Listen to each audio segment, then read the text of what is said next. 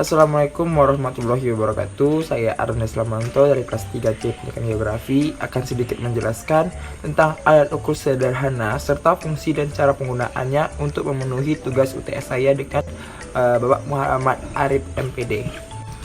Alat ukur sederhana. Yang pertama ada meteran. Meteran atau pita ukur biasanya berbentuk seperti pita yang memiliki panjang tertentu. Fungsi dari meteran yaitu untuk mengukur panjang dan jarak. Biasanya satuan yang digunakan terdapat dua ukuran, yaitu ukuran satuan metrik mm, cm, dan m, dan satuan Inggris inch, feet, dan yard. Cara menggunakan meteran cukup dengan merentangkan meteran dari satu titik ke titik lainnya pada suatu objek bidang yang akan diukur. Selanjutnya yaitu ada kompas. Komponen utama ada di ukur alat ini yaitu jarum dan lingkaran berskala, di mana salah satu ujung jarum tersebut dibuat dari magnet atau besi berani. Bagian tengah jarum dipasang sebuah sumbu sehingga jarum dapat bergerak bebas ke arah horizontal sesuai dengan arah medan magnet bumi yaitu utara dan selatan. Fungsi dari kompas yaitu menentukan arah dari mata angin dan menunjukkan arah terutama utara dan selatan. Selain itu, kompas juga sebagai penentu arah dari suatu titik ke titik lain yang tunjuk pada besaran azimut, besarnya sudut yang dimulai dari arah utara ke selatan, membuat siku-siku dan mengukur sudut horizontal. Cara penggunaan kompas yaitu pegang dan atur agar kompas dalam keadaan mendatar sehingga jarum dapat bergerak dengan bebas. Selanjutnya ada klinometer. Salah satu alat ukur sederhana ini digunakan untuk mengukur sudut elevasi antara garis datar dengan garis yang menghubungkan sebuah titik yang terdapat di garis dengan titik puncak sebuah objek. Secara keseluruhan, kilometer untuk mengukur ketinggian atau panjang sebuah objek dengan cara memanfaatkan sudut elevasi. Fungsi kilometer adalah untuk menentukan besaran sudut elevasi saat mengukur tinggi objek secara tidak langsung. Cara penggunaan alat ini sebaiknya dilakukan oleh dua orang. Salah satu orang memegang dan melakukan pengamatan atau membidik objek yang diukur, sedangkan yang lain membaca sudut dan mencatat hasil pengamatan. Berikutnya ada alat ukur optik. Yang pertama ada teodolit. Alat ukur optik ini dibuat untuk menentukan tinggi dari tanah. Pengukuran sudut yang berupa sudut tegak atau sudut vertikal dan sudut mendatar, sudut horizontal. Fungsi dari teodolit yaitu untuk pengukuran poligon, pemetaan situasi, dan juga pengamatan matahari. Tidak hanya itu, teodolit juga berfungsi sebagai PPD untuk sudut vertikalnya diubah menjadi 90 UO. Teropong yang ada di teodolit membuat dapat membidik ke segala arah. Pada konstruksi pembangunan, teodolit dapat berfungsi untuk menentukan sudut siku-siku pada pondasi dan juga mengukur ketinggian bangunan bertingkat. Yang kedua ada waterpass.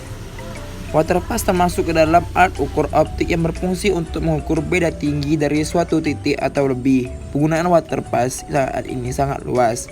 Terdapat beberapa syarat dalam penggunaan waterpass, yaitu syarat dinamis, sumbu satu vertikal, dan syarat statis, garis yang mendatar pada bagian diafragma, sejarah semumbu, garis nivo tegak lurus sumbu satu, garis bidik pada teropong sejajar dengan garis arah nivo.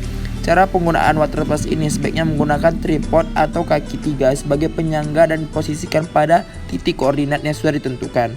Pastikan tripod dalam posisi stabil dan kuat serta plat tempat dudukan waterpass tidak dalam keadaan miring. Letakkan waterpass di atas plat tersebut. Usahakan waterpass untuk tidak bergerak dalam keadaan stabil. Atur sumbu vertikal dan sumbu dua horizontal dengan menggunakan skrup menyimbang nivo. Tepatkan gelembung nivo berada di tengah lingkaran. Selanjutnya alat ukur elektronik. Yang pertama ada GPS atau Global Positioning System. GPS merupakan suatu sistem yang terdiri atas konsentrasi satelit radio navigasi dan juga segmen kontrol tanah yang berfungsi mengelola operasi satelit dan penggunaan dengan menerima khusus. Penggunaan data satelit untuk memenuhi persyaratan dari posisi. Hasil yang diberikan gambar permukaan bumi dalam bentuk 3 dimensi atau 3D. Fungsi GPS tidak hanya untuk kepentingan militer atau survei pemetaan ataupun geodesi saja, tetapi juga untuk penelitian geofisika, geodinamika, dan studi atmosfer, meteorologi, dan lain sebagainya. Di balik kelebihan dimiliki oleh GPS, alat ini juga memiliki kelemahan, yaitu tidak dapat digunakan pada tempat yang tidak mampu menerima sinyal GPS oleh antena alat penerima yang berada di dalam ruangan, bawah tanah, atau terowongan di bawah air.